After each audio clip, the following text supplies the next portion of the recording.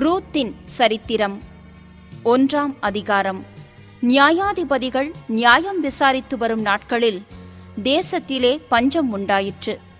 அப்பொழுது யூதாவிலுள்ள பெத்லகேம் ஊரானாகிய ஒரு மனுஷன் தன் மனைவியோடும் 2 குமாரரோடும் கூட மோவாப் தேசத்திலே போய் சஞ்சரித்தான். அந்த மனுஷனுடைய பேர் எலிமெலேக்கு, அவன் மனைவியின் பேர் நகோமி. அவனுடைய 2 குமாரரில் ஒருவன் பேர் மக்லோன், மற்றொருவன் பேர் கிலியோன். யூதாவிலுள்ள பெத்லகேம் ஊராகிய எப்பிராத்தியராகிய அவர்கள் மோவாப் தேசத்திற்கு போய் அங்கே இருந்து விட்டார்கள். நகோமியின் புருஷனாகிய எலிமெலேக்கு இறந்து போனான். அவளும் அவளுடைய 2 குமாரரும் மாத்திரம் இருந்தார்கள். இவர்கள் மோவாப்பியரில் பெண் கொண்டார்கள். அவர்களில் ஒருத்தி பேர் ஒர்பாள், மற்றவள் பேர் ரூத். அங்கே ஏறக்குறைய 10 வருஷம் வாசம் பண்ணினார்கள்.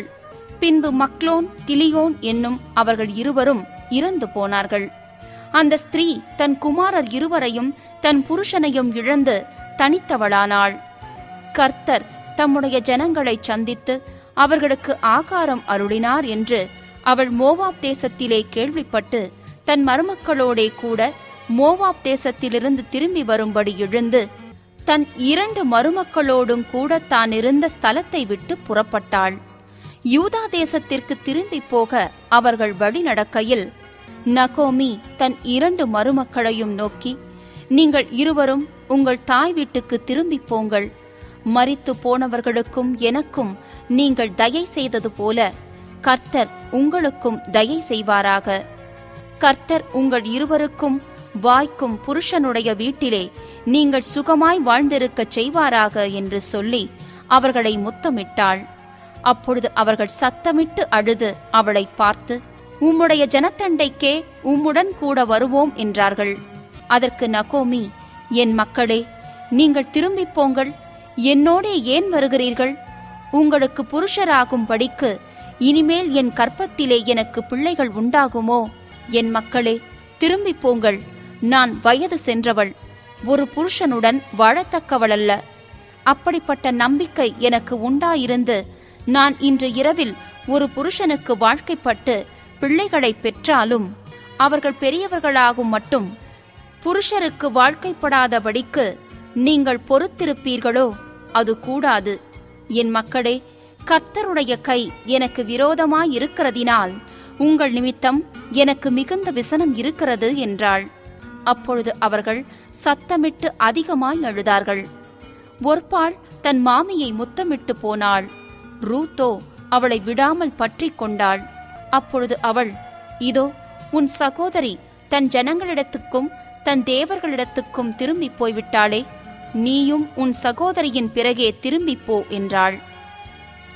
அதற்கு ரூத், நான் உம்மை பின்பற்றாமல் உம்மை விட்டு திரும்பி போவதை குறித்து என்னோடே பேச வேண்டாம். நீர் போகும் இடத்திற்கு நானும் வருவேன், நீர் தங்கும் இடத்திலே நானும் தங்குவேன்.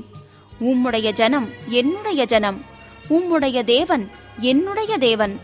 நீர் மரணமடையும் இடத்தில் நானும் மரணமடைந்து அங்கே அடக்கம் பண்ணப்படுவேன். மரணமே அல்லாமல் வேறொன்றும் உம்மை விட்டு என்னை பிரித்தால் கர்த்தர் அதற்கு சரியாகவும் அதற்கு அதிகமாகவும் எனக்கு செய்ய கடவர் என்றாள். அவள் தன்னோடே கூட வர மன உறுதியாயிருக்கிறதைக் கண்டு அப்புறம் அதை குறித்து அவளோடே ஒன்றும் பேசவில்லை. அப்படியே இருவரும் பெத்லகேம் மட்டும் நடந்து போனார்கள். அவர்கள் பெத்லகேமுக்கு வந்தபோது ஊரார் எல்லாரும் அவர்களை குறித்து ஆச்சரியப்பட்டு, இவள் நகோமியோ என்று பேசிக்கொண்டார்கள். அதற்கு அவள், நீங்கள் என்னை நகோமி என்று சொல்லாமல் மாறாள் என்று சொல்லுங்கள். சர்வ வல்லவர் எனக்கு மிகுந்த கசப்பை கட்டளையிட்டார். நான் நிறைவுள்ளவளாய் போனேன். கர்த்தர் என்னை வெறுமையாய் திரும்பி வர பண்ணினார். கர்த்தர் என்னை சிறுமைப்படுத்தி சர்வ வல்லவர் என்னை கிலேசப்படுத்தி இருக்கையில் நீங்கள் என்னை நகோமி என்பானேன் என்றாள். இப்படி நகோமி மோவாப்பிய ஸ்திரீயான தன் மருமகள் ரூத்தோடும் கூட மோவாப் தேசத்திலிருந்து திரும்பி வந்தாள். வார்கோதுமை அறுப்பின் துவக்கத்தில் அவர்கள் பெத்லகேமுக்கு வந்தார்கள். 2ஆம் அதிகாரம். நகோமிக்கு அவளுடைய புருஷனாகிய எலிமெலேக்கின் உறவின் முறையில் போவாஸ் எனும் பேருள்ள மிகுந்த ஆஸ்திக்காரனாகிய இனத்தான் ஒருவன் இருந்தான். மோவாபிய ஸ்திரியான ரூத் என்பவள் நகோமியை பார்த்து, நான் வயல்வெளிக்குப் போய் யாருடைய கண்களில் எனக்கு தயை கிடைக்குமோ அவர் பிறகே கதிர்களை பொறுக்கிக் கொண்டு வருகிறேன் என்றாள். அதற்கு இவள், என் மகளே, போ என்றாள். அவள் போய் வயல்வெளியில் அறுக்கிறவர்கள் பிறகே பொறுக்கினாள். தற்செயலாய் அவளுக்கு நேரிட்ட அந்த வயல் நிலம் எலிமெலேக்கின் வம்சத்தானாகிய போவாசுடையதாயிருந்தது. அப்பொழுது போவாஸ் பெத்லகேமிலிருந்து வந்து அறுக்கிறவர்களை பார்த்து, கர்த்தர் உங்களோடே இருப்பாராக என்றான். அதற்கு அவர்கள், கர்த்தர் உம்மை ஆசீர்வதிப்பாராக என்றார்கள். பின்பு போவாஸ் அறுக்கிறவர்கள் மேல் கண்காணியாக வைக்கப்பட்ட தன் வேலைக்காரனை நோக்கி, இந்த பெண் பிள்ளை யாருடையவள் என்று கேட்டான். அறுக்கிறவர்கள் மேல் கண்காணியாக வைக்கப்பட்ட அந்த வேலைக்காரன் பிரதியுத்தரமாக, இவள் மோவாப் தேசத்திலிருந்து நகோமியோடே கூட வந்த மோவாபிய பெண் பிள்ளை. அறுக்கிறவர்கள் பிறகே அரிக்கட்டுகளிலிருந்து சிந்தினதை பொறுக்கிக் கொள்ளுகிறேன் என்று அவள் என்னிடத்தில் கேட்டுக்கொண்டாள். காலமே துவக்கி இதுவரைக்கும் இங்கே இருக்கிறாள். இப்பொழுது அவள் குடிசைக்கு வந்து கொஞ்ச நேரம்தான் ஆயிற்று என்றான். அப்பொழுது போவாஸ் ரூத்தை பார்த்து, மகளே, கேள், பொறுக்கிக் கொள்ள வேறே வயலில் போகாமலும் இவ்விடத்தை விட்டு போகாமலும் இங்கே என் ஊழியக்கார பெண்களோடு கூடவே இரு. அவர்கள் அறுப்பறுக்கும் வயலை நீ பார்த்து அவர்கள் பிறகே போ. ஒருவரும் உன்னை தொடாதபடிக்கு வேலைக்காரருக்கு கட்டளையிட்டிருக்கிறேன். உனக்கு தாகம் எடுத்தால் தண்ணீர் குடங்கள் அண்டைக்குப் போய் வேலைக்காரர் மொண்டு கொண்டு வருகிறதிலே குடிக்கலாம் என்றான். அப்பொழுது அவள் தரையிலே முகங்குப்பர விழுந்து வணங்கி, நான் அந்நிய தேசத்தாளாயிருக்க நீர் என்னை விசாரிக்கும்படி எனக்கு எதினாலே உம்முடைய கண்களில் தயை கிடைத்தது என்றாள். அதற்கு போவாஸ் பிரதியுத்தரமாக, உன் புருஷன் மரணமடைந்த பின்பு நீ உன் மாமியாருக்காகச் செய்ததும், நீ உன் தகப்பனையும் உன் தாயையும் உன் ஜன்ம தேசத்தையும் விட்டு முன்னே நீ அறியாத ஜனங்களிடத்தில் வந்ததும் எல்லாம் எனக்கு விவரமாய் தெரிவிக்கப்பட்டது.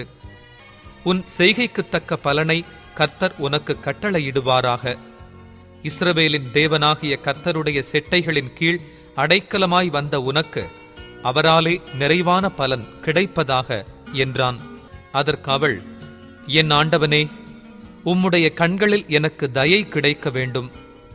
நான் உம்முடைய வேலைக்காரிகளில் ஒருத்திக்கும் சமானமாயிராவிட்டாலும் நீர் எனக்கு ஆறுதல் சொல்லி உம்முடைய அடியாளோடே பட்சமாய் பேசினீரே என்றாள். பின்னும் போவாஸ் சாப்பாட்டு வேளையில் அவளை பார்த்து, நீ இங்கே வந்து இந்த அப்பத்திலே புசித்து காடியிலே உன் துணிக்கையை தோய்த்துக்கொள் என்றான். அப்படியே அவள் அறுப்பறுக்கிறவர்கள் அருகே உட்கார்ந்தாள். அவளுக்கு வறுத்த கோதுமையை கொடுத்தான். அவள் சாப்பிட்டு திருப்தி அடைந்து மீந்ததை வைத்துக் கொண்டாள். அவள் கதிர் பொறுக்கிக் கொள்ள எழுந்தபோது போவாஸ் தன் வேலைக்காரரை நோக்கி, அவள் அரிக்கட்டுகள் நடுவே பொறுக்கிக் கொள்ளட்டும், அவளை ஈனம் பண்ண வேண்டாம். அவள் பொறுக்கிக் கொள்ளும் படிக்கு அவளுக்காக அரிகளிலே சிலதை சிந்தவிடுங்கள், அவளை அதட்டாதிருங்கள் என்று கட்டளையிட்டான். அப்படியே அவள் சாயங்காலம் மட்டும் வயலிலே கதிர் பொறுக்கினாள். பொறுக்கினதை அவள் தட்டி அடித்து தீர்ந்தபோது அது ஏறக்குறைய ஒரு மரக்கால் வார் கோதுமை கண்டது. அவள் அதை எடுத்துக்கொண்டு ஊருக்குள் வந்தாள். அவள் பொறுக்கினதை அவளுடைய மாமி பார்த்தாள். தான் திருப்தியாய் சாப்பிட்டு மீதியாக வைத்ததையும் எடுத்து அவளுக்கு கொடுத்தாள். அப்பொழுது அவளுடைய மாமி, இன்று எங்கே கதிர் பொறுக்கினாய், எவ்விடத்தில் வேலை செய்தாய் என்று அவளிடத்தில் கேட்டு, உன்னை விசாரித்தவன் ஆசீர்வதிக்கப்படுவானாக என்றாள். அப்பொழுது அவள், இன்னாரிடத்திலே வேலை செய்தேன் என்று தன் மாமிக்கு அறிவித்து, நான் இன்று வேலை செய்த வயல்காரன் பேர் போவாஸ் என்றாள். அப்பொழுது நகோமி தன் மருமகளை பார்த்து, உயிரோடு இருக்கிறவர்களுக்கும் மரித்தவர்களுக்கும் தயவு செய்கிற கர்த்தராலே அவன் ஆசீர்வதிக்கப்படுவானாக என்றாள்.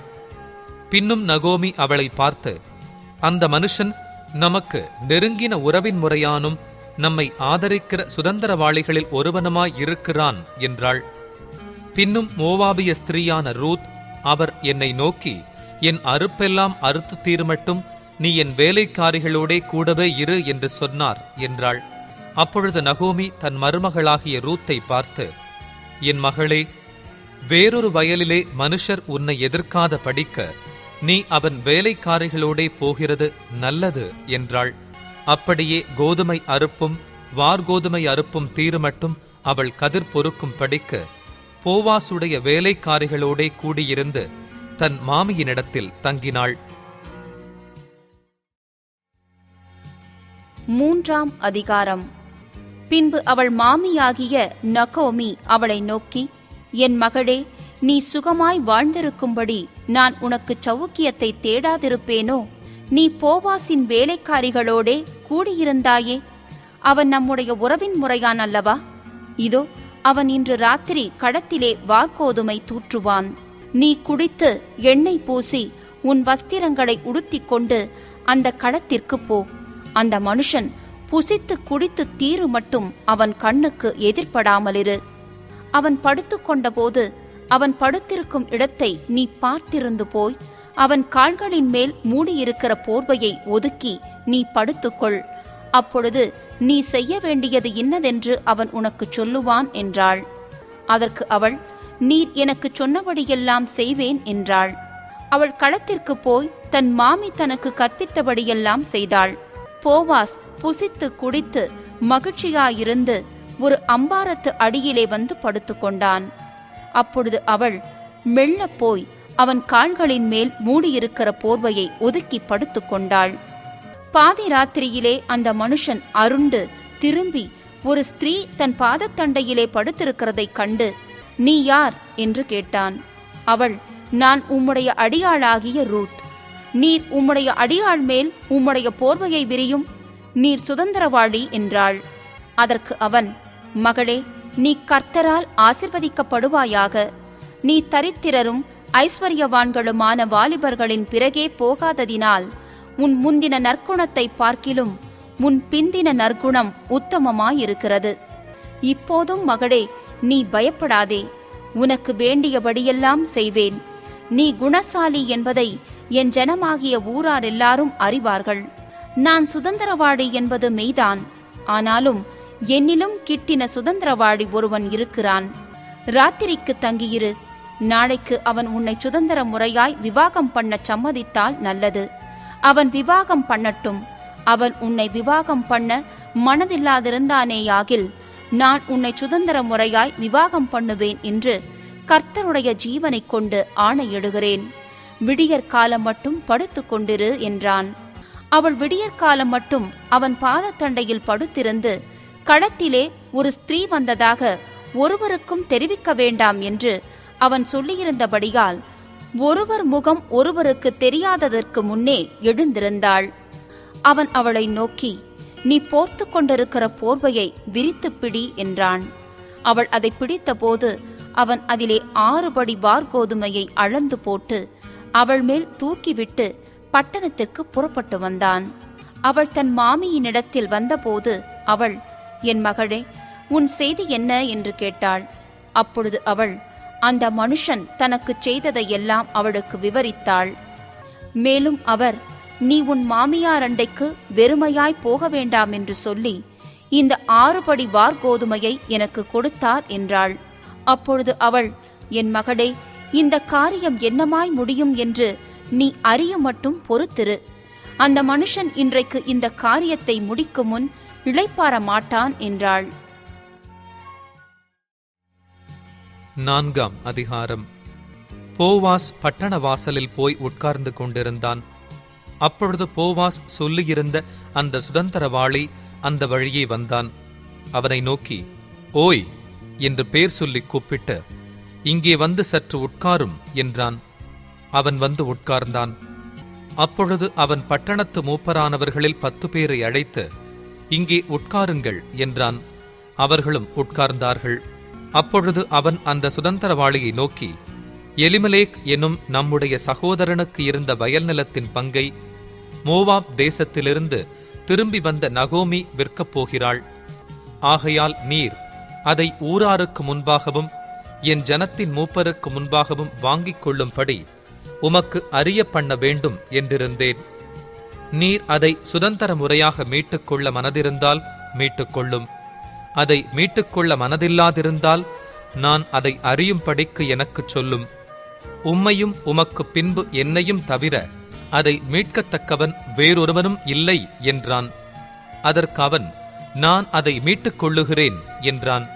அப்பொழுது போவாஸ், நீர் நகோமியின் கையிலே அந்த வயல் நிலத்தை வாங்குகிற நாளிலே மரித்தவனுடைய சுதந்திரத்தில் அவன் பேரை நிலைநிற்க பண்ணும் படிக்க அதை மரித்தவன் மனைவியாகிய மோவாபிய ஸ்திரீயான ரூத் கையிலும் வாங்க வேண்டியது என்றான். அப்பொழுது அந்த சுதந்திரவாளி, நான் என் சுதந்திரத்தை கெடுக்காத படிக்கு நான் அதை மீட்டுக்கொள்ள மாட்டேன். நான் மீட்கத்தக்கதை நீர் மீட்டுக்கொள்ளும், நான் அதை மீட்டுக்கொள்ள மாட்டேன் என்றான். மீட்கிறதிலும் மாற்றுகிறதிலும் சகல காரியத்தையும் உறுதிப்படுத்தும் படிக்க இஸ்ரவேலிலே பூர்வகால வழக்கம் என்னவென்றால், ஒருவன் தன் பாதரட்சையை கழற்றி மற்றவனுக்கு கொடுப்பான். இது இஸ்ரவேலிலே வழங்கின உறுதிப்பாடு. அப்படியே அந்த சுதந்திரவாளி போவாசை நோக்கி, நீர் அதை வாங்கிக் கொள்ளும் என்று சொல்லி தன் பாதரட்சையை கழற்றி போட்டான். அப்பொழுது போவாஸ் மூப்பரையும் சகல ஜனங்களையும் நோக்கி, எலிமெலேக்குக்கு இருந்த எல்லாவற்றையும், கிலியோனுக்கும் மக்லோனுக்கும் இருந்த எல்லாவற்றையும் நகோமியின் கையிலே வாங்கிக் கொண்டேன் என்பதற்கு இன்றைய தினம் நீங்கள் சாட்சி. இதுவுமல்லாமல் மரித்தவனுடைய சகோதரருக்குள்ளும் ஊராருக்குள்ளும் அவனுடைய பேர் அற்றுப்போகாமல் மரித்தவனுடைய சுதந்திரத்திலே அவன் பேரை நிலைநிறுத்த நான் மக்லோனின் மனைவியாயிருந்த மோவாபிய ஸ்திரீயான ரூத்தை எனக்கு மனைவியாகக் கொண்டேன். அதற்கும் இன்றைய தினம் நீங்கள் சாட்சி என்றான். அப்பொழுது ஒலிமுக வாசலில் இருக்கிற சகல ஜனங்களும் மூப்பரானவர்களும் அவனை நோக்கி, நாங்கள் சாட்சிதான். உன் வீட்டிலே வருகிற மனைவியை கர்த்தர் இஸ்ரவேல் வீட்டை கட்டுவித்த 2 பேராகிய ராகேலைப் போலவும் லேயாளைப் போலவும் வாழ்ந்திருக்கச் செய்வாராக. நீ எப்பிராத்தாவிலே பாக்கியவானாயிருந்து பெத்லகேமிலே புகழ் பெற்றிருக்க கடவாய். இந்த பெண்ணிடத்திலே கர்த்தர் உனக்கு அருளிச் செய்ய போகிற சந்தானத்தினாலே உன் வீடு தாமார் யூதாவுக்கு பெற்ற பேரேசின் வீட்டைப் போல ஆகக் கடவது என்றார்கள். போவாஸ் ரூத்தை விவாகம் பண்ணினான். அவள் அவனுக்கு மனைவியானாள். அவன் அவளிடத்தில் பிரவேசித்த போது அவள் கர்ப்பம் தரித்து ஒரு ஆண் பிள்ளையை பெற கர்த்தர் அனுக்கிரகம் பண்ணினார். அப்பொழுது ஸ்திரீகள் நகோமியை பார்த்து, சுதந்திரவாளி அற்றுப்போகாத படிக்கு இன்று உனக்கு தயை செய்த கர்த்தருக்கு ஸ்தோத்திரம். அவன் பேர் இஸ்ரவேலிலே பிரபலமாகக் கடவது. அவன் உன் ஆத்துமாவுக்கு ஆறுதல் செய்கிறவனும் உன் முதிர் வயதிலே உன்னை ஆதரிக்கிறவனுமாய் இருக்க கடவன். உன்னை சிநேகித்து 7 குமாரரை பார்க்கிலும் உனக்கு அருமையாயிருக்கிற உன் மருமகள் அவனை பெற்றாளே என்றார்கள். நகோமி அந்த பிள்ளையை எடுத்து தன் மடியிலே வைத்து அதை வளர்க்கிற தாயானாள். அயல் வீட்டுக்காரிகள் நகோமிக்கு ஒரு ஆண் பிள்ளை பிறந்தது என்று வாழ்த்தி அதற்கு ஓபேத் என்று பெயரிட்டார்கள். அவன் தாவீதின் தகப்பனாகிய ஈசாயின் தகப்பன். பேரேசுடைய சந்ததியின் வரலாறு. பேரேஸ் எஸ்ரோனை பெற்றான். எஸ்ரோன் ராமை பெற்றான். ராம் அம்மினதாபை பெற்றான். அம்மினதாம் நகசோனை பெற்றான். நகசோன் சல்மோனை பெற்றான். சல்மோன் போவாசை பெற்றான். போவாஸ் ஓபேதை பெற்றான். ஓபேத் ஈசாயை பெற்றான். ஈசாய் தாவீதை பெற்றான். சாமுவேலின் முதலாம் புஸ்தகம் 1ஆம் அதிகாரம். எப்பிராயிம் மலைதேசத்திலிருக்கிற சோப்பீம் என்னப்பட்ட ராமதாயிம் ஊரானாகிய ஒரு மனுஷன் இருந்தான். அவனுக்கு எல்கானா என்று பேர். அவன் எப்பிராயிமியனாகிய சூப்புக்கு பிறந்த தோகுவின் குமாரனாகிய எலிகூவின் மகனான எரோகாமின் புத்திரன். அவனுக்கு 2 மனைவிகள் இருந்தார்கள். ஒருத்தி பேர் அன்னாள், மற்றவள் பேர் பெனின்னாள். பெனின்னாளுக்கு பிள்ளைகள் இருந்தார்கள், அன்னாளுக்கோ பிள்ளை இல்லை. அந்த மனுஷன் சீலோவிலே சேனைகளின் கர்த்தரை பணிந்து கொள்ளவும் அவருக்கு பலியிடவும் வருஷந்தோறும் தன் ஊரிலிருந்து போய் வருவான். அங்கே கர்த்தரின் ஆசாரியரான ஏலியின் 2 குமாரராகிய ஓப்னியும் பினெகாசும் இருந்தார்கள். அங்கே எல்கானா பலியிடும் நாளிலே அவன் தன் மனைவியாகிய பெனின்னாளுக்கும் அவளுடைய எல்லா குமாரருக்கும் குமாரத்திகளுக்கும் பங்கு போட்டு கொடுப்பான். அன்னாளை சிநேகித்தபடியினால் அவளுக்கு இரட்டிப்பான பங்கு கொடுப்பான். கர்த்தரோ அவள் கற்பத்தை அடைத்திருந்தார். கர்த்தர் அவள் கற்பத்தை அடைத்தபடியினால் அவளுடைய சக்களத்தி அவள் துக்கப்படும்படியாக அவளை மிகவும் விசனப்படுத்துவாள். அவள் கர்த்தருடைய ஆலயத்திற்கு போகும் சமயத்தில் அவன் வருஷந்தோறும் அந்த பிரகாரமாய்ச் செய்வான். இவள் அவளை மனமடிவாக்குவாள். அப்பொழுது அவள் சாப்பிடாமல் அழுது கொண்டிருப்பாள். அவன் புருஷனாகிய எல்கானா அவளை பார்த்து, அன்னாளே, ஏன் அழுகிறாய்? ஏன் சாப்பிடாதிருக்கிறாய்? ஏன் சஞ்சலப்படுகிறாய்? 10 குமாரரை பார்க்கிலும் நான் உனக்கு அதிகமல்லவா என்றான். சீலோவிலே அவர்கள் புசித்து குடித்த பின்பு அன்னாள் எழுந்திருந்தாள். ஆசாரியனாகிய ஏலி கர்த்தருடைய ஆலயத்தின் வாசல் நிலையண்டையிலே ஒரு ஆசனத்தின் மேல் உட்கார்ந்திருந்தான்.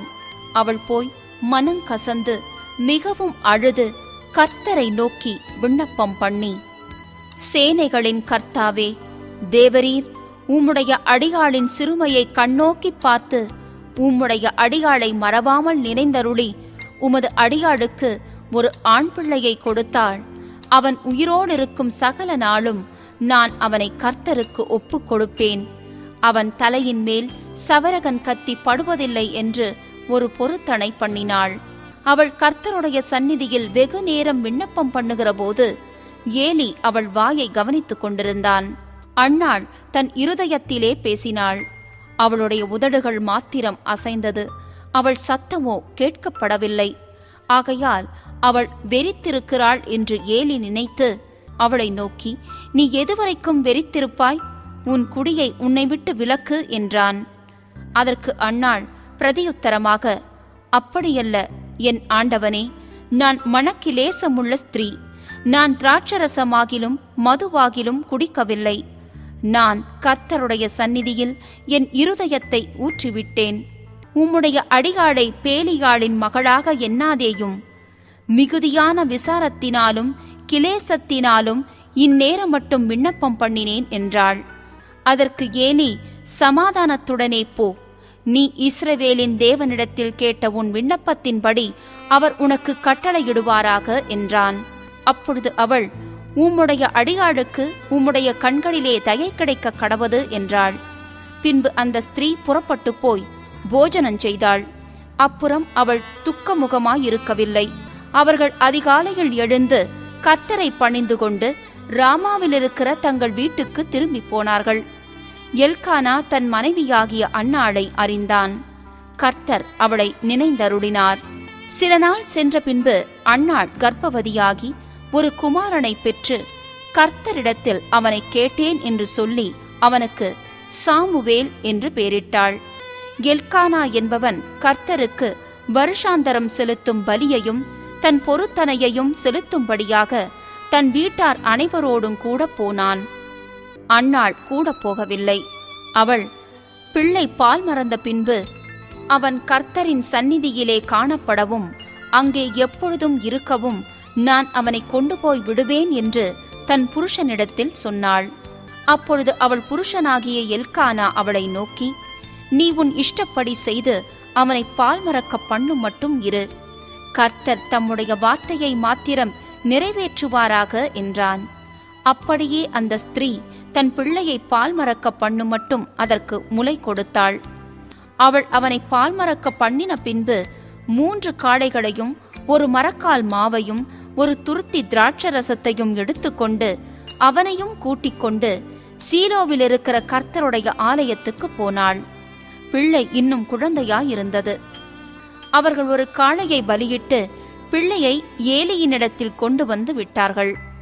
அப்பொழுது அவள், என் ஆண்டவனே, இங்கே உம்மண்டையிலே நின்று கர்த்தரை நோக்கி விண்ணப்பம் பண்ணின ஸ்திரீ நான் தான் என்று என் ஆண்டவனாகிய உம்முடைய ஜீவனை கொண்டு சொல்லுகிறேன். இந்த பிள்ளைக்காக விண்ணப்பம் பண்ணினேன். நான் கர்த்தரிடத்தில் கேட்ட என் விண்ணப்பத்தின்படி எனக்கு கட்டளையிட்டார். ஆகையால் அவன் கர்த்தருக்கென்று கேட்கப்பட்டபடியினால் அவன் உயிரோடு இருக்கும் சகல நாளும் அவனை கர்த்தருக்கே ஒப்புக் கொடுக்கிறேன் என்றாள். அவன் அங்கே கர்த்தரை பணிந்து கொண்டான்.